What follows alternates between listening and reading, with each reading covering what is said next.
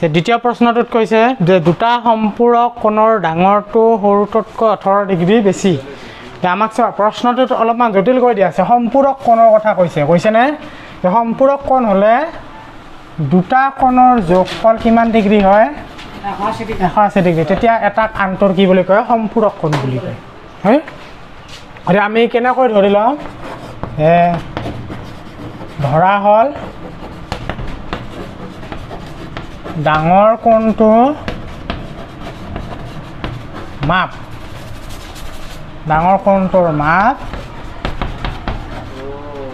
x degree ঠিক আছে আৰু সৰু কোণটোৰ মাপ y ডিগ্ৰী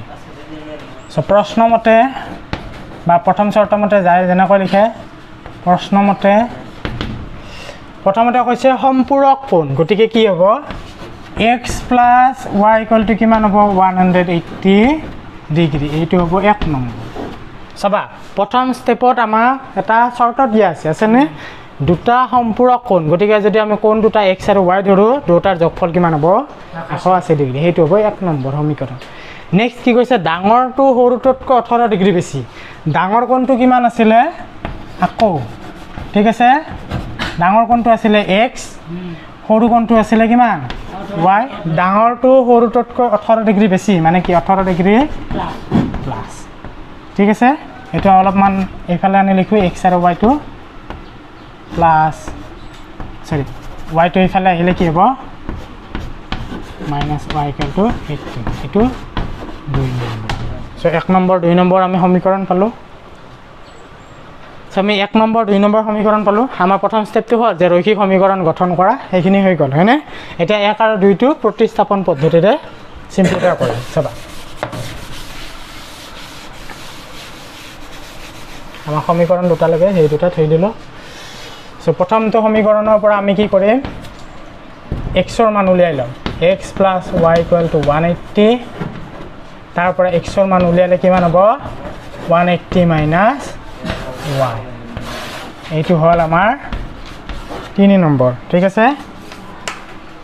সো এই x ৰ মান আমি কি কৰিম 2 নম্বৰ সমীকৰণত বহুৱাই দিম সো 2 নম্বৰ সমীকৰণত যদি x ৰ মান বহুৱাও কি হ'ব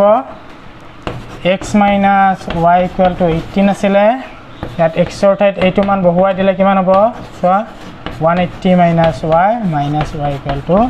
18 টো কোৰ পৰা আমি দিলো 3 নং সমীকৰণৰ পৰা আমি 3 নং সমীকৰণৰ পৰা x ৰ ঠাইত কি বহুৱাই দিছো এইখিনি বহুৱাই দিছো ঠিক আছে এটা a টো প্লাস মাইনাস কৰিলে কিমান হ'ব 180 minus 2y equal to 18 so minus 2y equal to 18 minus 180 minus 2y equal to কিমান হ'ব 2 180 10 হলে তোমাৰ 7 to 180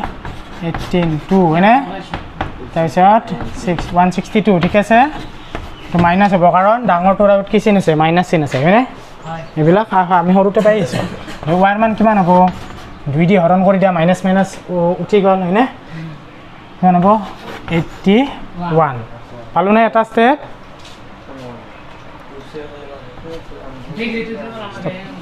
মোবাইল ভাঙিম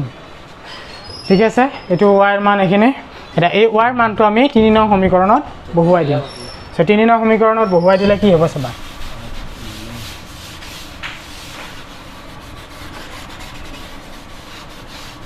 3 নং সমীকৰণটো আছিল এইটো